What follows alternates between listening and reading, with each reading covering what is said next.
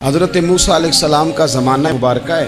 ایک شخص نے اپنے کزن کو، اپنے چچا کے بیٹے کو، چچا زاد کو قتل کر دیا اور خود ہی اس کا مدعی بن کے حضرت موسیٰ کے پاس آیا کہ بتائیے جناب میرے اس بھائی کو کس نے قتل کیا ہے؟ حضرت موسیٰ نے ایک سادی سی بات کی، کیا فرمایا؟ وَإِذْ قَالَ مُوسَىٰ لِقَوْمِهِ إِنَّ اللَّهَ يَأْمُرُكُمْ أَن تَذْبَحُوا بَقَرَةً۔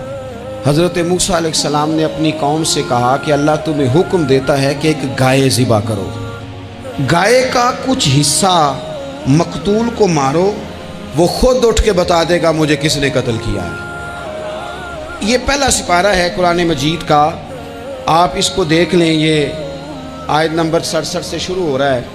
تو اب وہ چونکہ ذبح کرنا نہیں چاہ رہا تھا، اس کو پتا تھا کہ مجرم تو میں خود ہوں، وہ ذبح چونکہ کرنا نہیں چاہ رہا تھا، اس سے کہا کہ مارو ایک حصہ گائے کا، اس کو تو یہ اٹھ کے بتا دے گا۔ تو اس نے جواب کیا دیا؟ قالوا اتتخذون ہزوا، یعنی لگا آپ میرے ساتھ مذاق کرتے ہیں، کبھی ایسا بھی ہوا ہے؟ قال اعوذ باللہ ان اکون من الجاہلین، حضرت موسیٰ علیہ السلام فرمانے لگے میں اللہ کی پناہ مانگتا ہوں میں جاہلوں میں سے ہو جاؤں۔ ہر وقت مذاق کرتے رہنا یہ تو جاہلوں کا طریقہ ہے۔ کن کا ہے؟ حضرت موسیٰ نے کہا ہے، قرآن پاک ہے، ہر وقت مذاق کرتے رہنا۔ خوش طبعی اور چیز ہے، مسکراتے رہنا، لیکن کسی کا مذاق ہر وقت اڑاتے رہنا کن کا طریقہ ہے؟ جاہلوں کا۔ جب کہا نہیں ذبح کرنی ہے تو اب ذرا دیکھیے، کرنا نہیں نہ چاہ رہے، قالوا ادع لنا ربک یبین لنا ما ہی، کہنے لگے اے موسیٰ پھر آپ نہ رب سے دعا کریں کہ وہ ذرا کھول کے بتائے وہ گائیں کس طرح کی ہو، ارادہ نہیں نہ ذبح کرنے، آپ دعا کریں۔ قال انہ یقول انہا بقرۃ لا فارض ولا بکر، فرمایا کہ رب کہتا ہے وہ گائے نہ بوڑھی ہو نہ زیادہ بچیا ہو، عوان بین ذالک، ان کے درمیان ہو، یعنی جوان گائے ہو۔ فافعلوا ما تؤمرون، کرو جس کا تمہیں حکم دیا جا رہا ہے۔ قالوا ادع لنا ربک یبین لنا ما لونھا، لو اگلی بات سن لو، کہنے لگے آپ دعا کریں رب سے کہ وہ کھول کے بتائے اس کا رنگ کس طرح کا ہو، رنگ بتائیں کس طرح کا ہو۔ قال انہ یقول انہا بقرۃ صفراء، فرمایا رب فرماتا ہے کہ صفراء رنگ کی ہو، یعنی گہرے زرد رنگ کی ہو۔ یہ رب فرماتا ہے اس طرح کی گائے ذبح کرو۔ فاقع لونھا تسر الناظرین، اور جب کوئی اسے دیکھے تو اسے اچھا بھی لگے، آنکھوں کو اچھی لگے وہ گائے، اس طرح کی گائیں ذبح کرو۔ لو اتنی باتیں بتا دی۔ قالوا ادع لنا ربک یبین لنا ما ہی، کہنے لگے نہیں آپ پھر دعا کریں اللہ ذرا کھول کے بتائے گائیں کس طرح کی ہو۔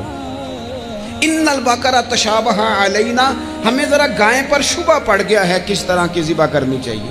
وَإِنَّا، ہمیں ذرا گائیں پر شبہ پڑ گیا ہے کس طرح کی ذبح کرنی چاہیے۔ وَإِنَّا انشاءاللہ لمہتدون، اگر اللہ نے چاہا تو ضرور ہم ہدایت پا جائیں گے۔ پھر اللہ تعالیٰ نے فرمایا کہ قال انہ یقول انہا بقرۃ لا ذلول تثیر الارض، گائیں اس طرح کی ہو کہ وہ کبھی کھیتی میں نہ چلائی گئی ہو، یعنی اس کو کبھی کام نہ اس سے لیا گیا ہو۔ بیل کو لوگ لگاتے تھے نا، جو کام آج ٹریکٹر سے لیا جاتا ہے وہ گائے بیل سے لیا جاتا تھا، تو وہ کھیتی باڑی کے کام نہ اس کو لگایا گیا ہو۔ ولا تسقی الحرث، اور نہ اس سے پانی نکالا گیا ہو، نہ کھیت چلانے ہل چلانے میں لگائی گئی ہو، اور وہ جو کنواں ہوتا تھا جس کے گرد گائیں گھومتی تھی، تو کہا وہ بھی کام اس نے نہ کیا ہو گائے نے۔ مسلمۃ لا شیۃ فیہا، وہ ہر عیب سے پاک ہونی چاہیے۔ قالوا الآن جئت بالحق،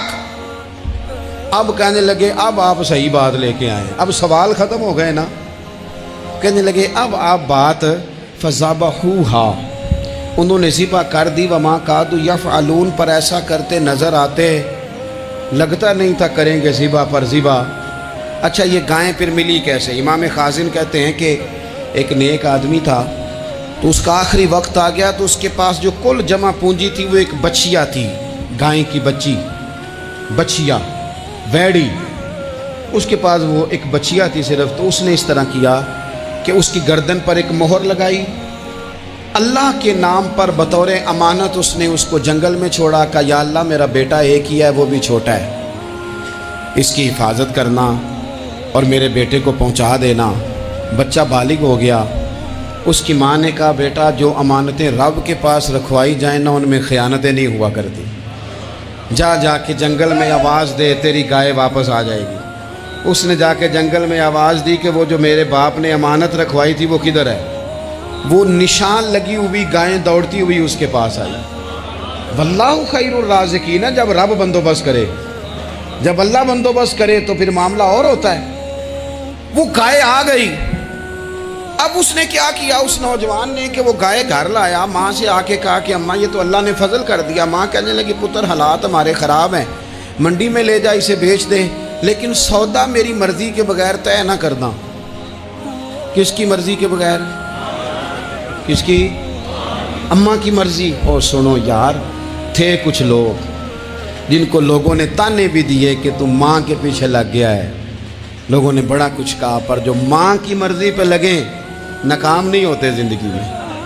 یہ دیکھو ماں کی مرضی پہ لگا۔ اس کی قیمت کتنی تھی گائے کی؟ بڑی مہنگی تھی، پر 3 دینار کی تھی۔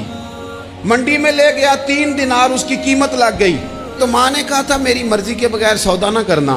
اب بچے تو نہیں نہ مانتے، اماں کو کیا پتا باہر بزنس کیا ہے، لین دین کیا ہے، پر ماں نے کہا تھا میری مرضی کے بغیر سودا نہ کرنا۔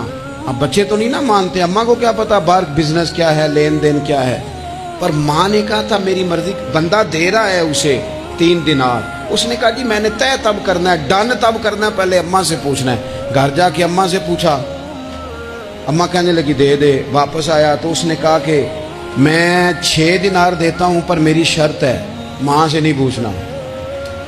اس نے کہا تو 12 بھی دے، ڈن تب بھی ہونا ہے جب اماں نے کہنا ہے۔ وہ جب اس طرح کی اس نے گفتگو کی، واپس اپنی والدہ کے پاس گئے، کہنے لگے اماں سمجھ نہیں آتی، 3 دینار کی گائیں بندہ 12 میں خریدنے کو تیار ہے، شرط لگاتا ہے کہ اماں سے نہیں پوچھنا۔ تو والدہ کہنے لگی پتر پہلے اس سے جا کے پوچھ کیا وہ ہے کون؟ یہ کوئی روحانی معاملہ ہے، کوئی غیبی مدد ہے، پوچھ۔ اس سے جا کے پوچھا تو وہ کہنے لگا میں تو فرشتہ ہوں اللہ کا،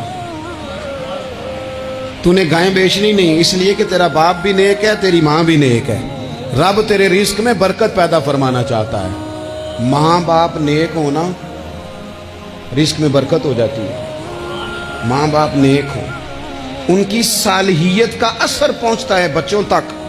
رزق حلال کما کے لانے والے ہوں تو گھر میں برکت ہوتی ہے۔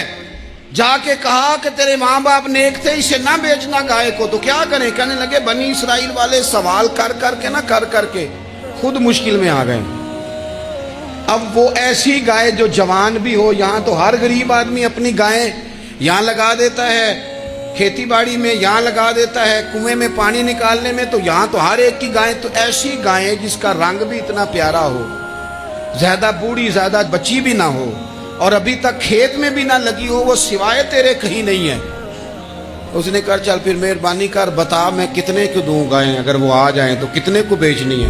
اسے کہنا کوئی نہیں، ریٹ تو زیادہ کرنا ہی نہیں، ان سے کہنا گائے کے اندر سے گوشت نکال دیں اور جتنا گوشت ہے اتنے پیسے بھر دیں، اس کی کھلڑی بھر دیں۔ اب وہ بنی اسرائیل والے ڈھونڈتے پہنچ گئے، کہا جناب گائیں 3 دینار کی 6 لے لو۔ اس نے کہا نہ بھائی، ذبح کروں گا، گوشت نکالوں گا، جتنا وزن گوشت کا اتنے پیسے بھرو گے کھال میں تو پھر گائے تمہیں ملے گی۔